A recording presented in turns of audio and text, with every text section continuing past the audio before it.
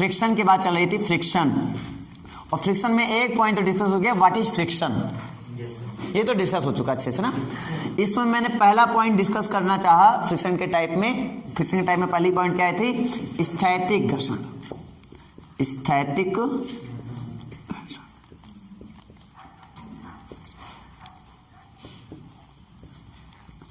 यानी इसको बोलते क्या है, दूसरा नाम स्टैटिक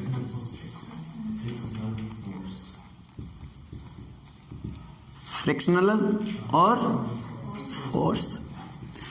इतना बेटा दिन भर बोलते रहो, दिमाग खराब हो जाता है बोलते बोलते खाली। स्थैतिक घर्षण बल क्या होता है? स्थैतिक घर्षण बल तो मैंने बताया था, क्या बताया था, मैंने बहुत कुछ बता दिया।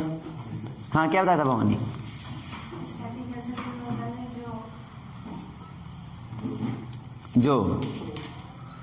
जो भैया अपने आप से बताना है, जो अटक गई सीढ़ी। तुम बताओ।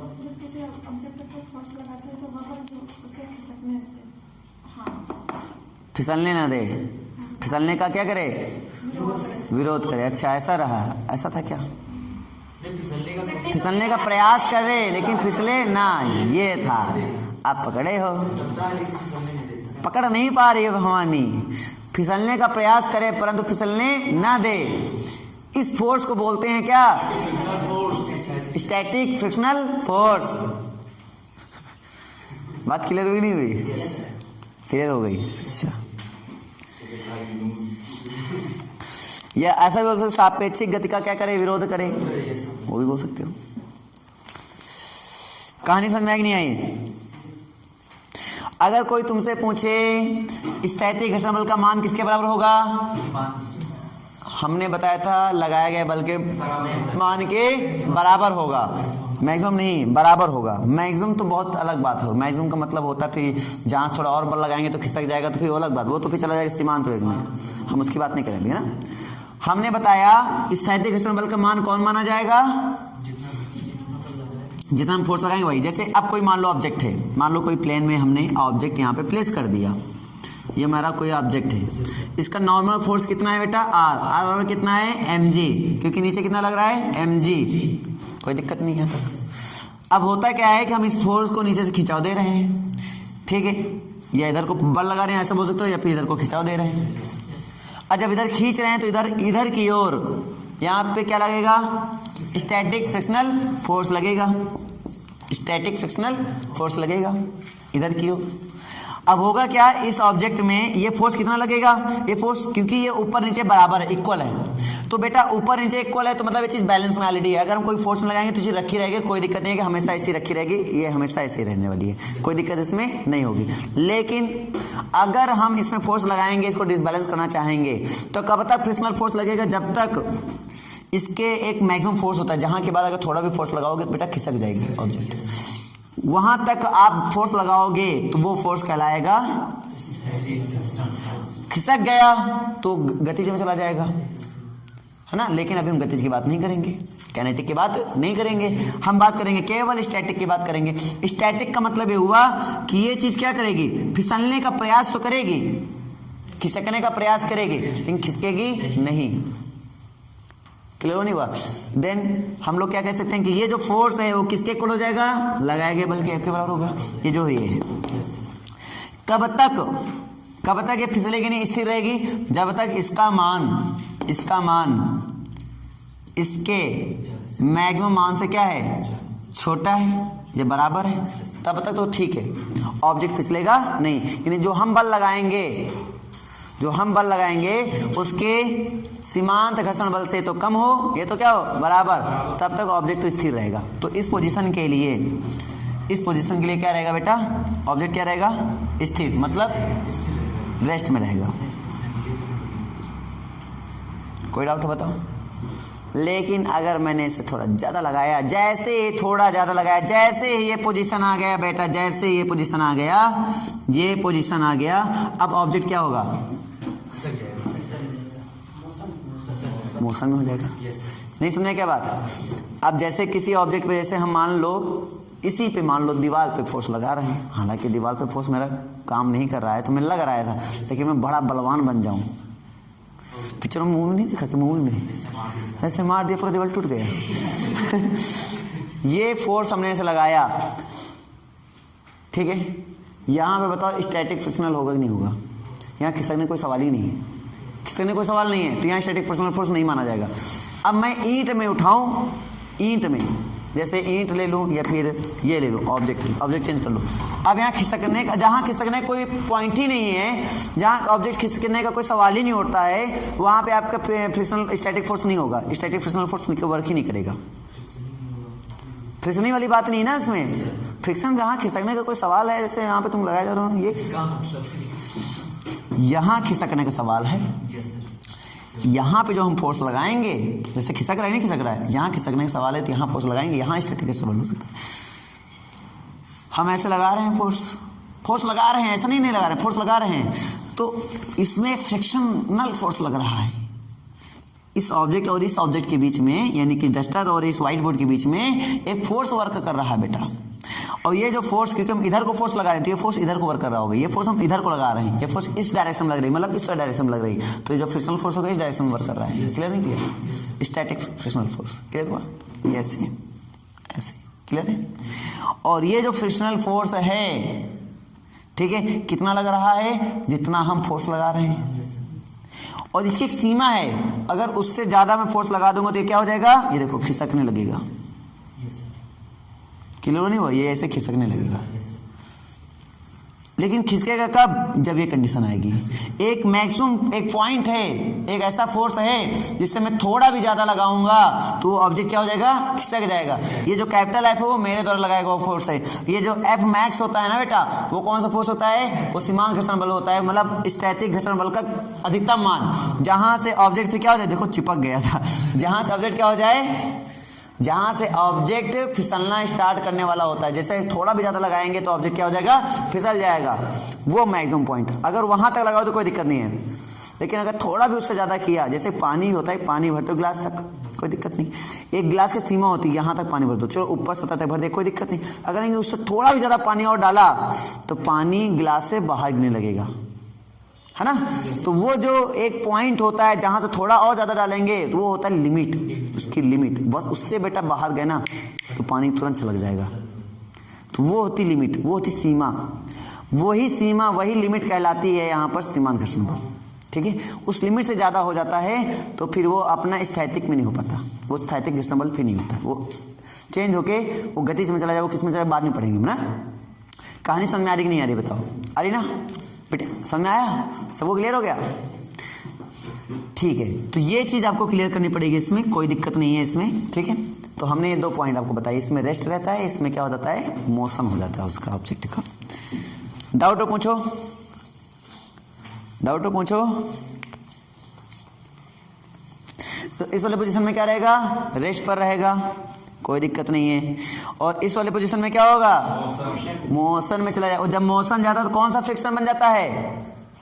कैनेटिक फ्रिक्शनल फोर्स लगता है ना वहां पर, गतिज घर्षण बल, यहाँ स्टैटिक वहां कैनेटिक, इस वाले में, ठीक है, मोशन में चला जाता है ये।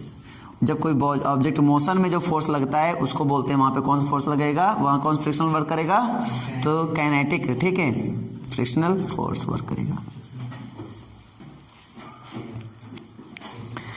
नहीं समझ में तो बताओ, आ गई?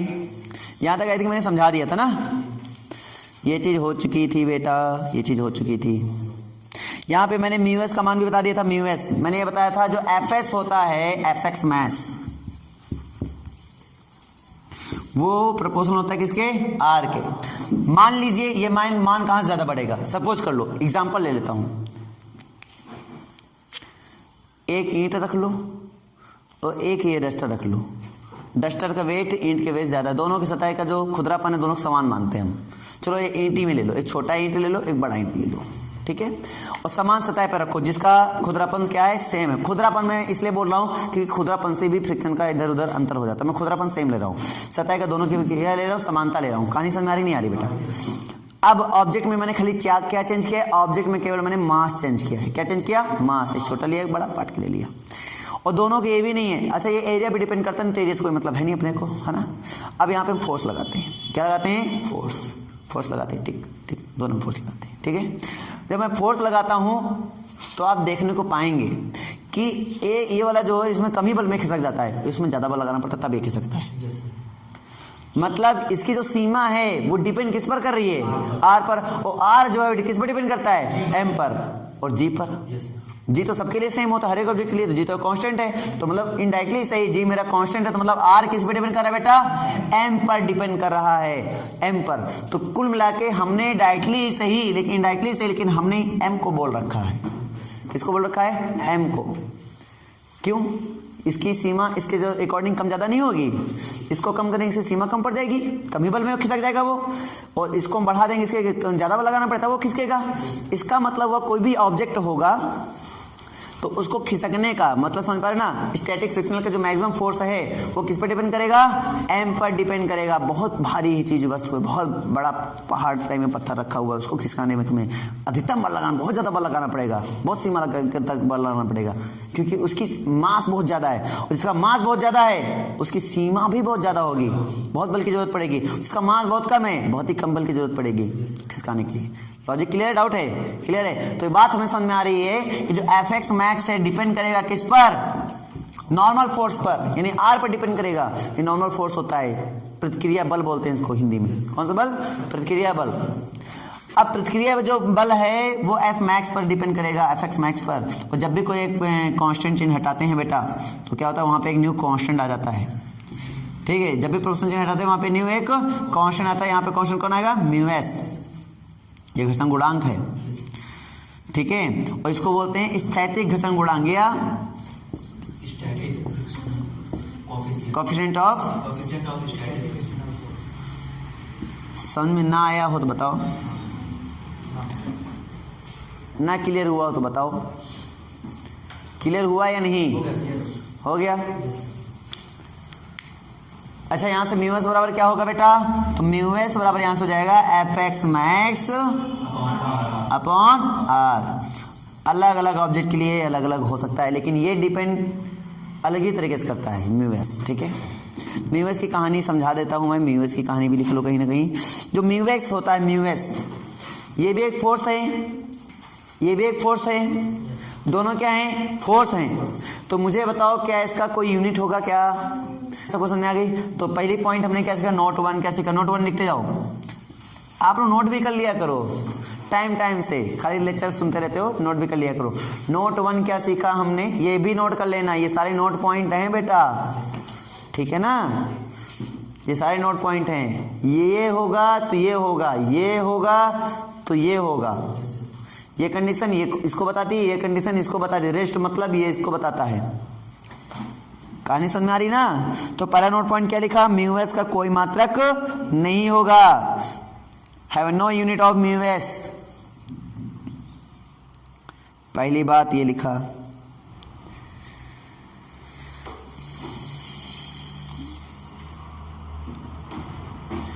म्यू एस का मान कभी निगेटिव हो सकता है क्या, सोचो म्यू एस का मान क्या क्या हो सकता है।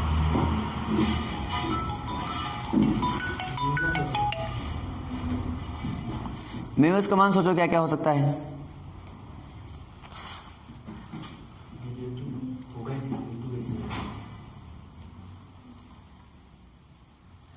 तुम बताओ, मुझे क्या पता।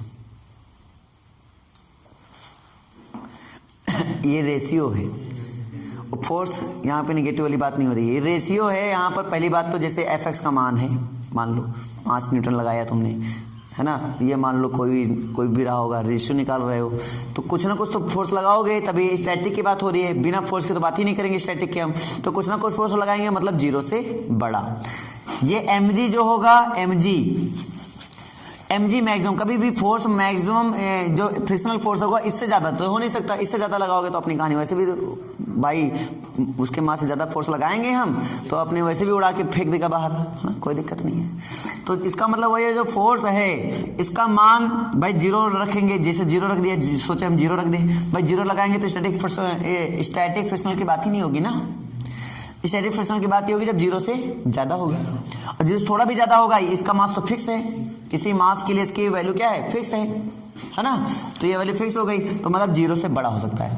अब कहाँ तक हो सकता है, फ्रिक्शनल फोर्स की एक मैक्सिमम सीमा होती है, वो सीमा अधिकतर ये तो R के इक्वली हो सकता है, R से ज्यादा अगर फोर्स लगा देंगे हम तो जाहिर है वो खिसकने का प्रयास वो भी कर लेगी, है ना, है कि नहीं। अगर म्यूएस को 1 मान के अगर काम कर लो तो R के बराबर, मैक्सिमम वैल्यू किसके बराबर, R के बराबर, तो वो R के बराबर लगाएगी मतलब खिसक जाएगी वैल्यू, खिसक जाएगी तो दिक्कत हो जाएगी।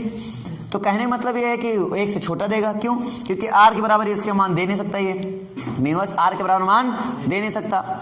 म्यूएस जो देगा ये जो एफएस देगा वो R से थोड़ा बहुत छोटा ही देगा, थोड़ा ही कम ही देगा, चाहे थोड़ा ही कम दे, माइनर, क्योंकि उतना दे दिया ना तो वो वैल्यू खिसक जाएगी, ऑब्जेक्ट वो खिसक जाएगा, ऑब्जेक्ट खिसक जाएगा, उसका मतलब हुआ कि कभी ये R के इक्वल नहीं हो सकता, ये R से छोटा होगा, और 0 हो नहीं सकता, 0 से बड़ा होगा। तो इसका मतलब जो मैं डिवाइड कराऊंगा तो डिनोमिनेटर हमेशा बड़ा रहेगा, 0 हो नहीं सकता, नेगेटिव में हो नहीं सकता, तो वैल्यू किसके बीच में जा रही है, 0 और 1 के बीच में जा रही है, किसकी जा रही है, 0 और 1 के बीच में। तो पहला पॉइंट आया हैव नो यूनिट, दूसरा पॉइंट आया कि जो म्यूएस की वैल्यू होगी बेटा वो 0 और 1 के बीच में जाएगी, इक्वल लगाना गलत होगा, यहाँ पे इक्वल हटा दो, 0 नहीं हो सकती है और ना तो 1 हो सकती है, इसके बीच में होगा, 0 और 1 के बीच में होगा ना, समझे, बताओ।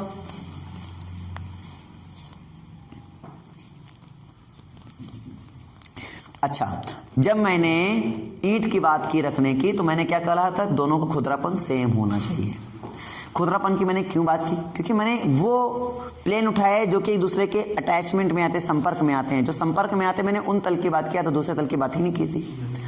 तो उस तल की मैंने बात की जो एक दूसरे के आते हैं, संपर्क में आते हैं। कहीं समझ नहीं रही, जैसे संपर्क में आ रहा है, अभी चिकना हो जाए तो फ्रिक्शन कम हो जाएगा, चिकना ना हो रहा है तो फ्रिक्शन ज़्यादा, जितना खुदरा उतना फ्रिक्शन, ज़्यादा खुदरा हो जाएगा तो फंस जाएगा, फंस के चलेगा।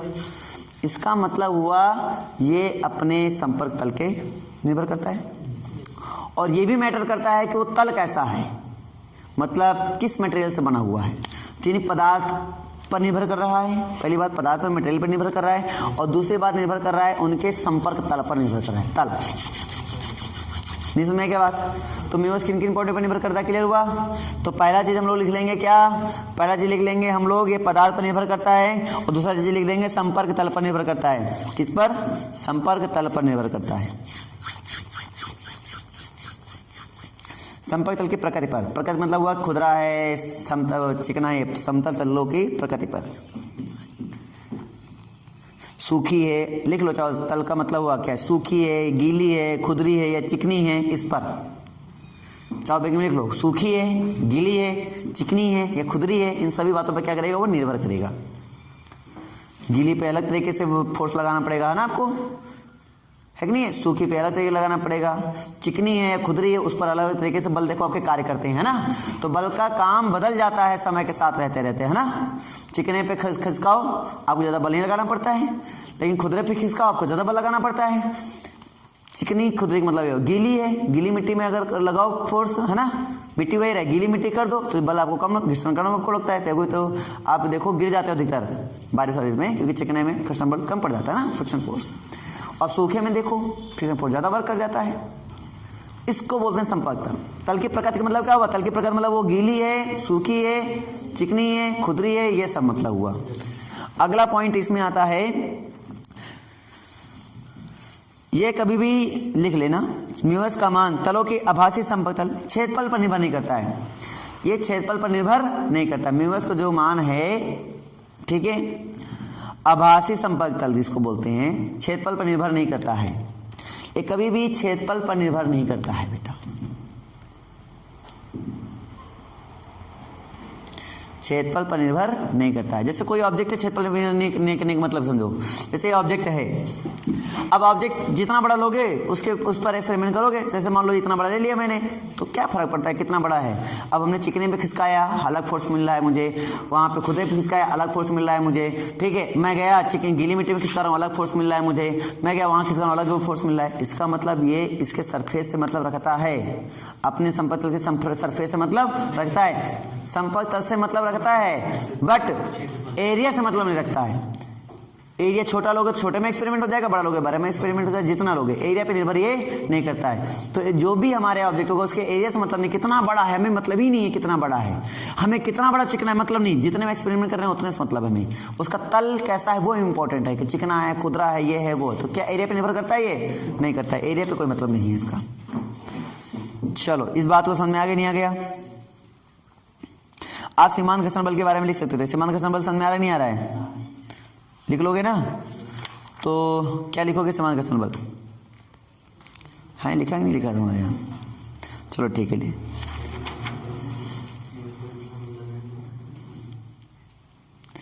इसको बोलते हैं लिमिटिंग फ्रिक्शन।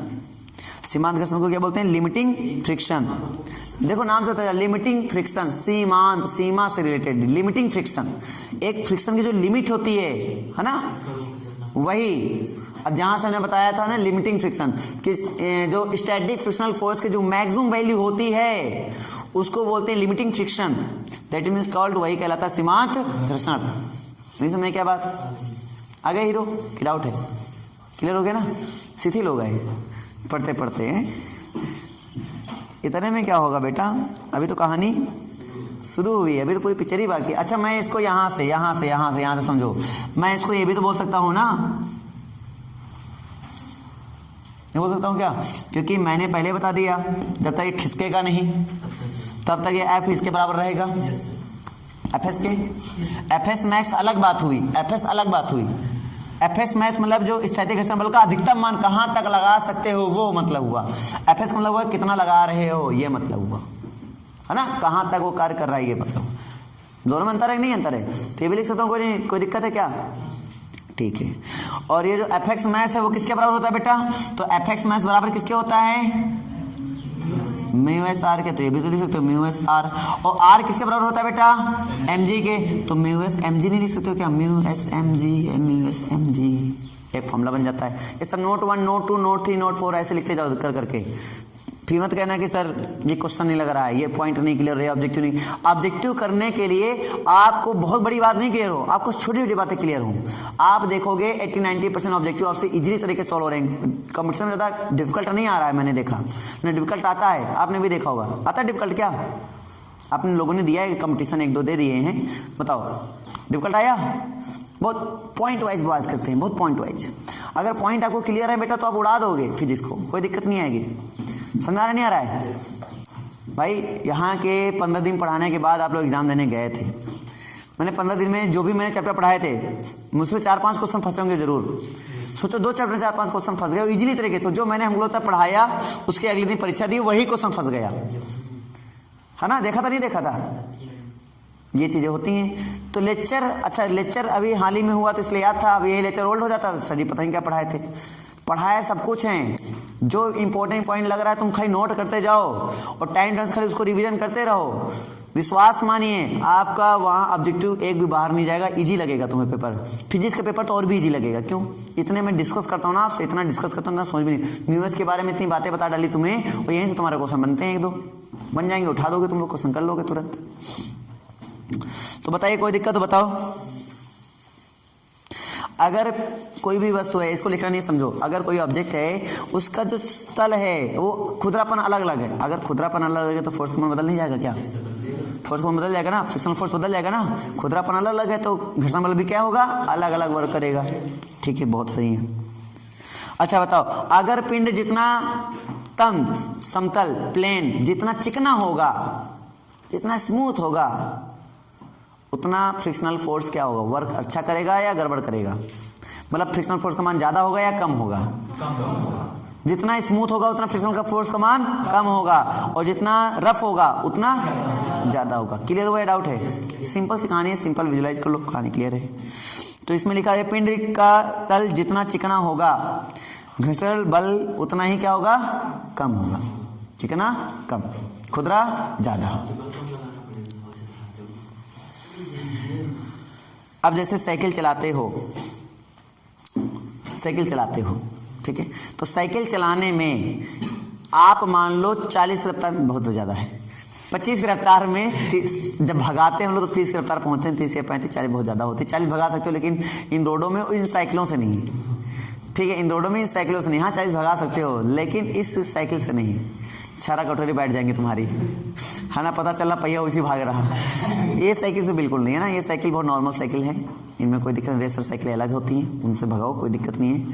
ठीक है, तो मैंने बोला कि मान लो 25 रफ्तार में आप साइकिल को चला रहे हो, ठीक है, और 25 रफ्तार में साइकिल को चलाते अगर बनाए रखना है तुम्हें, ना कम ना ज़्यादा, तो भी तुम्हें पैडल मारते रहना चाहिए एक नियत चाल में चलने के लिए। क्यों? क्योंकि जितना फ्रिक्शनल फोर्स वर्क कर रहा है वो एक्सटर्नल फोर्स होता है, जो कि आपके सापेक्षिक गति का विरोध करता है, मतलब आपको आगे बढ़ने से रोकता है। सापेक्षिक जो एक सापेक्ष में गति चला ना, उसके सापेक्ष में तुम्हारी गति होती है, धरती के सापेक्ष में, वो सापेक्षिक गति का विरोध करता है, तो उसको रोक रहा है।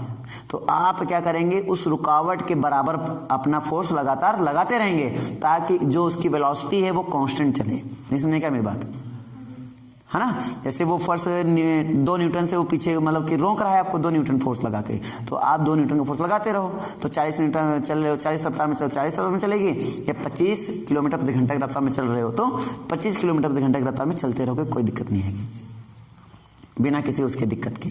ये है तरीका। लेकिन अब अगर इसमें हम ऐसा करेंगे, थोड़ा रेस्ट कर रहे हैं, अब वो फ्रिक्शनल फोर्स तो लगातार लग रहा है, वर्क कर रहा है इस पे, और तुमने रेस्ट ले लिया। रेस्ट का मतलब हुआ तुमने वो फोर्स लगाना बंद किया, तो जो अपोज हो रहा है तुम्हारे सापेक्षिक गति का, वो अप्लाई होना स्टार्ट हो जाएगा। तो जो आपकी स्पीड है वो धीरे धीरे डिक्रीज होना स्टार्ट हो जाएगी, वो एक समय ऐसा आएगा जो आपकी स्पीड 0 हो जाएगी। क्लियर हुआ नहीं हुआ? कहानी समझ में आ रहा नहीं आ रहा है? तो ये चीज़ें होती हैं। जब कोई हम ढालों में चढ़ते हैं तो हमारे 2 चीज़ें, एक mg वर्क करता है इधर के लिए, रिएक्शन फोर्स, मतलब बहुत चीज़ें हैं। तो हमारा मास ही हमें पीछे की ओर खींचना, क्योंकि सेंटर ऑफ मास लगता है ये पीछे से, तो वो भी है कि हम फोर्स लगाएंगे तो 2 है, तो फ्रिक्शन वर्क करेगा, एक वो फोर्स वर्क करेगा, जिसकी वजह से आपकी दुगनी रफ्तार से स्पीड स्लो होगी। और बेटा आपका फोर्स तो वर्क ही करेगा, फ्रिक्शन फोर्स तो चलो ठीक है, वो तो 0 कर दिया, स्पीड 0 होगी, लेकिन आपका फोर्स वर्क कर रहा है, तो आपकी साइकिल पीछे आना स्टार्ट हो जाएगी, क्योंकि वो सेंटर ऑफ मास लगा रहा है, खींच लेगा पीछे, तो साइकिल पीछे आना स्टार्ट, और बैलेंस खोया तो गिर भी जाओगे। इसलिए ढालू वालों में थोड़ा ताकत लोग ज़्यादा लगाते हैं चढ़ाने में, आपने देखा होगा, ढालू में ताकत ज़्यादा लगानी पड़ती है। जब हम चढ़ाई पे चढ़ते हैं तो हमें ताकत ज़्यादा लगानी पड़ती है ना, और जब हम ढलान पे जाते हैं तो हमें ताकत कम लगानी पड़ती है, क्योंकि ऐसे जा रहे हैं तो इधर भी मास लगा रहा है, तो इधर वही इधर हम जा रहे हैं, इधर हमें खींच भी रहा है, तो हमें क्या होता है कि फोर्स कम लगाना पड़ता है, एकदम एक पैडल में उड़ा दिया इसने। कुछ कहानी समझ में नहीं आ रही है? तो हम जब आगे पढ़ेंगे काइनेटिक फ्रिक्शन, तो इन सभी चीज़ों पे और विस्तार से चर्चा करेंगे, और इन्हीं चीज़ों पे जैसे गाड़ी मोड़ते हैं तो कैसे फ्रिक्शन वर्क करता है ना, सब फिर हम चर्चा करेंगे। इसीलिए मैंने बोला था ना कि कुछ सर्कुलर मोशन में हमने बोला था ना कुछ चीज़ें हैं जो फ्रिक्शन के बाद हम पढ़ेंगे, वो इसलिए फ्रिक्शन के बाद पढ़ेंगे क्योंकि अब मुझे फ्रिक्शन का नॉलेज नहीं है, तो गाड़ी मोड़ने में फ्रिक्शन लगेगा। अब फ्रिक्शन का लगेगा तो फ्रिक्शन का नॉलेज ही नहीं है। अब वहाँ पे एफ मैक्स लिख रहा हूँ, एफ मैक्स पता ही नहीं है, आर एम जी प्लस हो रहा है माइनस हो रहा है, से आर इक्वल टू वहाँ पे क्लियर ही नहीं हो रहा है, तो रट्टा मारना पड़ेगा वो चीज़ तुम्हें, और रट्टा मारने पड़े ऐसा कोई काम ही ना करो, समझो सब कुछ। इसमें कुछ ऐसा मिला जो रट्टा मारने पड़ा, ये फॉर्मूला भी मैंने आपको क्लियर करा दिया कि कहाँ से कैसे विजुलाइज हुआ, मैंने सब कुछ क्लियर करा दिया। अगर तुम सोचोगे तो जो कंडीशन लिखी ये सब कंडीशन में तुम्हें विजुलाइज करा दिया, ताकि तुम्हारे अंदर कोई कन्फ्यूजन ना रहे। एक बार ऑप्शन टिक करने से पहले हमारे लेक्चर अगर थोड़ा भी याद आ जाएगा ना बेटा, तो तुम ऑप्शन गलत नहीं टिक करोगे, सही टिक करोगे। इसलिए एक एक पॉइंट पर अच्छे डिस्कस किया जाता है, खाली बताया नहीं जाता है, डिस्कस किया जाता है। मैं चाहूँ तो एक झटके में फॉर्मूला लिख के चला जाता, लेकिन एक फॉर्मूला लिख के चला जाता तो तुम भूल जाते, फिर वहाँ तुम गलत ऑप्शन टिक करने के चांसेस बढ़ जाते। लेकिन इतना डिस्कशन के बाद हिम्मत ही नहीं होगी गलत ऑप्शन टिक करने की। आज के लिए इतने रखा जाए, है ना।